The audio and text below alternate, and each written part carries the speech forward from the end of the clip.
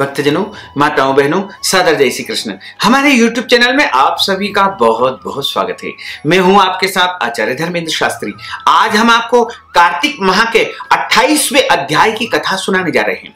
आपसे अनुरोध है कि इस कथा को अंत तक जरूर सुनिएगा और अधिक से अधिक लोगों को शेयर भी करिएगा।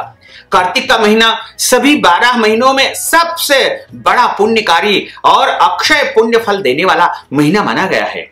इस महीने में प्रातःकाल जल्दी स्नान करना तथा भगवान शालिग्राम का और तुलसी माता का पूजन करना, भगवान विष्णु जी का पूजन करना तथा ब्राह्मण को अन्नदान, गोदान, वस्त्र दान करना महान पुण्यकारी माना जाता है। तो आपसे अनुरोध है कि कार्तिक माह का पुण्य लाभ अवश्य ही प्राप्त करें। अब हम आपको कार्तिक माह के 28वें अध्याय की कथा सुनाने जा रहे हैं। बोलिए गोपाल कृष्ण भगवान की जय, श्री वृंदावन बिहारी लाल की जय। गुरुर् ब्रह्मा गुरुर्विष्णु गुरुर्देवो महेश्वरा, गुरु साक्षात् परब्रह्म तस्मै श्री गुरुवे नमः। कृष्णाय वासुदेवाय हरये परमात्मने प्रणतः क्लेशनाशाय गोविंदाय नमो नमः।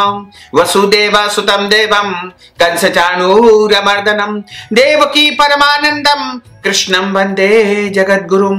जय जय श्री राधा रमण, जय जय नवल किशोर, जय गोपी चित चोर प्रभु, जय जय माखन चोर। मात मेरी श्री राधिका, पिता मेरे घनश्याम, इन दोनों के चरणन में मेरा बारंबार प्रणाम, मेरा बारंबार प्रणाम, मेरा बारंबार प्रणाम। मोहिनी मूर्त श्याम की वो मन रही समाय, जो मेहंदी के पात में लाली रही समाय। धन यौवन एक दिन उड़ जाएंगे जैसे उड़े कपूर, मन मूर्ख तू राम भज क्यों चाटे जगधूर। राम कृष्ण दो एक है अंतर नहीं निमेष, इनके नयन गंभीर है उनके चपल विशेष। बोलिए श्री वृंदावन बिहारी लाल की जय, द्वारकाधीश भगवान की जय, श्री गोवर्धन नाथ भगवान की जय। पढ़े सुने जो प्रेम से वह हो जाए शुद्ध स्वरूप। यह 28वां अध्याय कार्तिक कथा अनूप। धर्मदत्त ने पूछा कि हे देवराज, जय और अजय अपने पूर्व जन्म में ऐसा कौन सा पुण्य किया जिससे भगवान विष्णु का रूप धारण करके वह उनके द्वारपाल बन गए। प्राचीन काल में वृण बिंदु की पुत्री देवहूति से कर्दम ऋषि द्वारा केवल देखने मात्र से ही 2 सुंदर बालक उत्पन्न हुए। उनमें से बड़े का नाम जय और छोटी का नाम अजय हुआ। बाद में देवहूति के गर्भ से भगवान कपिल देव का प्रागट्य हुआ। जय और अजय दोनों ही भगवान विष्णु के बड़े भक्त और धर्मात्मा थे। दोनों ही नित्य प्रति अष्टाक्षर महामंत्र का जाप किया करते थे और विष्णु भगवान का व्रत किया करते थे। भगवान इन दोनों भाइयों पर अत्यंत प्रसन्न थे। वे नित्य पूजा के समय इनको दर्शन दिया करते थे। एक समय राजा के निमंत्रण पर देवर्षि नारद जी गणों सहित राजा के यज्ञ में पधारे। उस यज्ञ में जय ने ब्रह्मा और अजय ने पुरोहित बन करके यज्ञ को संपूर्ण करवाया। यज्ञ की विधि पूर्वक समाप्ति हुई। मारुत राजा ने जय और अजय को बहुत सारा धन दिया। वह दोनों भाई दक्षिणा लेकर के अपने अपने आश्रम को चले गए। धन का बंटवारा करते समय दोनों भाइयों का आपस में झगड़ा हो गया। जय ने अजय से कहा कि धन का बराबर भाग होना चाहिए। अजय ने कहा कि जितना धन जिसको मिला है उतना धन उसी का ही है। तब जय ने क्रोध में आकर के अजय को श्राप दिया कि तुम धन लेकर के नहीं देना चाहते हो, इसलिए तुम ग्राह बन जाओ। अजय ने जय को दिया श्राप स्वीकार कर लिया और जय को श्राप दिया कि हे अभिमानी, तू अहंकारी है, जा हाथी बन जा। जब नियम पूर्वक दोनों की पूजा के समय भगवान उनको दर्शन देने के लिए आए तो भगवान ने श्राप मोचन का उपाय पूछा। दोनों ने प्रभु से कहा कि हे देव, हम दोनों आपके भक्त हैं, मगर हम हाथी व ग्राह की योनि से कैसे छूटेंगे।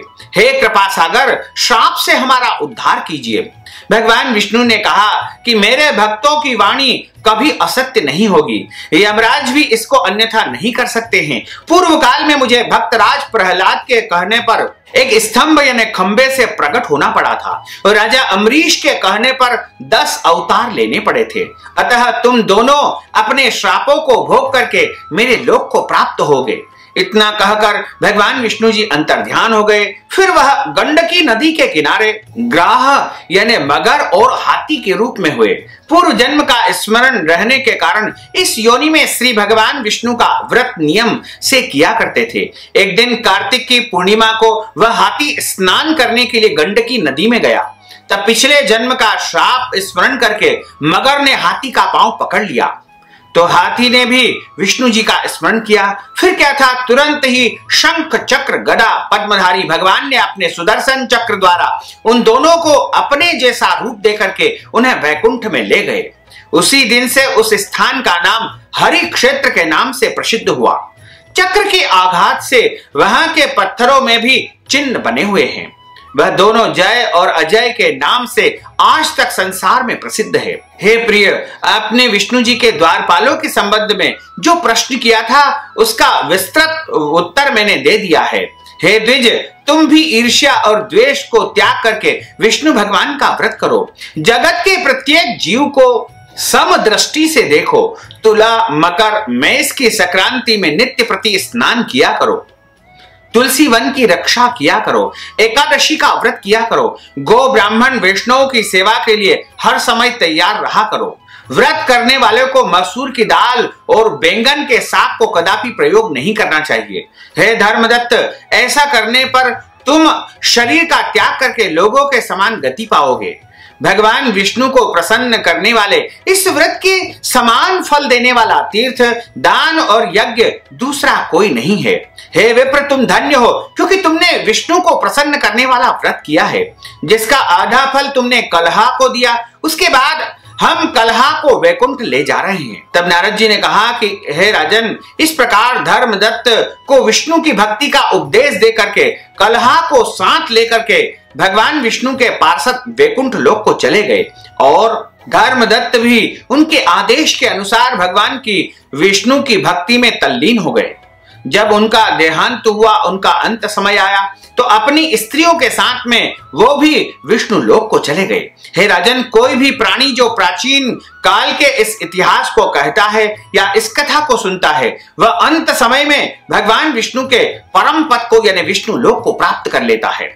इस प्रकार कार्तिक माह के 28वें अध्याय की कथा का यहाँ पर समापन होता है। बोलिए श्री वृंदावन बिहारी लाल की जय, गोपाल कृष्ण भगवान की जय, श्री द्वारकाधीश भगवान की जय। अच्युतम केशवम राम नारायणम कृष्ण दामोदरम वासुदेवम हरे, श्रीधरम माधवम गोपिका वल्लभम, श्री जानकी नायकम श्री रामचंद्रम भजे, जानकी मनोहरम सर्वलोक नायकम, श्री शंकरादि सेवितम पुण्य नाम कीर्तनम, श्री राम राम राम राम राम नाम तायकम, रामा कृष्ण वासुदेवा भक्ति मुक्तिदायकम, रामा कृष्ण वासुदेवा भक्ति मुक्तिदायकम, रामा कृष्ण वासुदेवा भक्ति मुक्तिदायकम, रामा कृष्ण वासुदेवा भक्ति मुक्तिदायकम। बोलिए श्री वृंदावन बिहारी लाल की जय, श्री द्वारकाधीश भगवान की जय, श्री गोवर्धन नाथ भगवान की जय, श्री यमुने महारानी की जय, श्री राधे रानी सरकार की जय, श्री गोसाई जी महाराज की जय, श्री वल्लभाधीश की जय। धर्म की जय हो, अधर्म का नाश हो, प्राणियों में सद्भावना हो, विश्व का कल्याण हो, सनातन धर्म की जय हो, गौ माता की जय हो, नगर बस्ती की जय हो, आज के आनंद की जय हो, कल के आनंद की जय हो, परसों के आनंद की जय हो, बरसों बरसों के आनंद की जय हो। ओम नमः पार्वती पते, हर हर महादेव हर। भक्तजनों, माताओं, बहनों, आपने जो ज्ञानवर्धक कथा का श्रवण किया है, कथा सुनने के बाद यदि आप कथा के निमित्त धनराशि प्रदान करना चाहते हैं, दक्षिणा के स्वरूप आप दान पुण्य करना चाहते हैं, या कार्तिक माह के निमित्त कोई भी दान पुण्य आप नगद राशि के रूप में करना चाहते हैं, तो आप हमारे पेटीएम के माध्यम से, गूगल पे के माध्यम से, फोन पे के माध्यम से या अकाउंट नंबर के माध्यम से सीधे सीधे धनराशि पहुंचा करके कार्तिक माह का संपूर्ण पुण्य फल आप प्राप्त कर सकते हैं। साथ ही आपसे अनुरोध है कि इस ज्ञानवर्धक वीडियो को अधिक से अधिक लोगों को शेयर करिएगा, लाइक करिएगा, कमेंट करिएगा, और यदि अभी तक आपने सब्सक्राइब नहीं किया तो अभी और इसी समय सब्सक्राइब अवश्य कर लीजिए। आपको और आपके पूरे परिवार को सादर जय श्री कृष्ण, सदा धन्यवाद।